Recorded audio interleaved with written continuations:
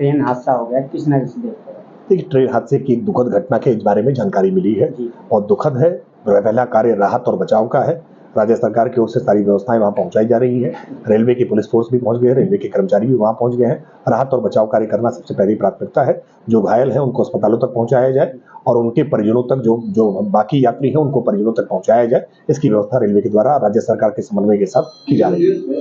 Sir, UP में काफी rail हादसे हो रहे हैं, आखिर इसकी वजह क्या है? यूपी में ही ज्यादा रेल हादसे क्यों हो रहे हैं? रेल हादसे तो कहीं भी हो सकते हैं और रेल हादसे किन कारणों से होते हैं, हर बार उसकी फैक्ट फाइंडिंग कमेटी बनती है और क्या कारण है, उन कारणों के लिए निवारण क्या है, इसकी एक दीर्घकालिक योजना बन रही है।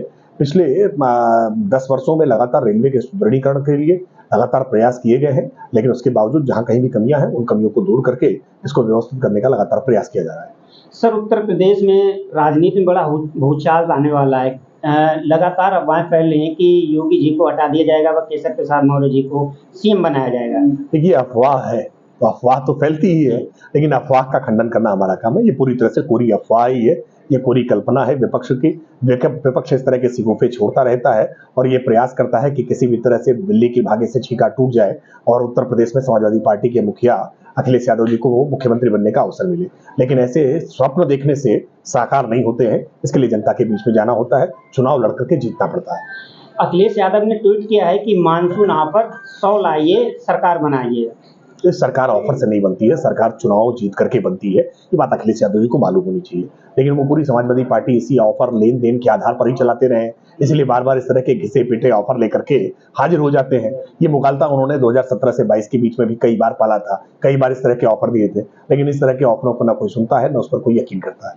सर, दिल्ली से केशव प्रसाद मौर्य जी वापस लौट के आए तो अखिलेश यादव का ट्वीट आया, लौट के बुद्धू घर को आया। फिर इसका अर्थ क्या है? देखिए, अखिलेश यादव जी को अपनी भाषा शैली, अपनी कार्यशैली को ठीक करना होगा और लौट करके वो आए हैं या उनके चाचा आए हैं, वो इस बात को समझे कि उनके चाचा उनको छोड़ करके चले गए थे, अब लौट करके वापस आए हैं। अपने चाचा के प्रति इस तरह के शब्दों का इस्तेमाल करें, ये ठीक नहीं है।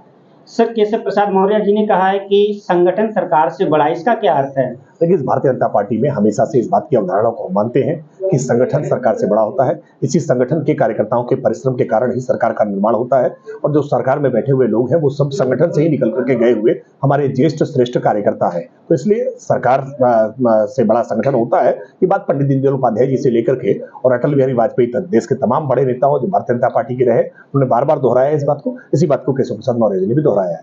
सर, योगी जी को हटाने की चर्चाएं कई बार आ चुकी हैं, आखिर योगी जी का चेहरा एक प्रधानमंत्री के तौर पर देख रही है जनता और मोदी जी के बाद योगी जी को ही कुर्सी पर बैठाना चाहती है। तो ऐसे में उत्तर प्रदेश में लगातार योगी जी का ग्राफ गिरता जा रहा है, वो भी किस कारण? देखिए, भारतीय जनता पार्टी में किस कार्यकर्ता को क्या दायित्व होगा ये भारतीय जनता पार्टी का संगठन तय करता है, लेकिन ये विपक्ष इस तरह की अफवाहें, इस तरह के मुगालते, इस तरह के दिवा स्वप्न देख करके इस तरह की ओछी हरकतें करने का प्रयास कर रहा है। विपक्ष की इन ओछी हरकतों से, इन अफवाह फैलाने से कोई परिवर्तन नहीं होने वाला है।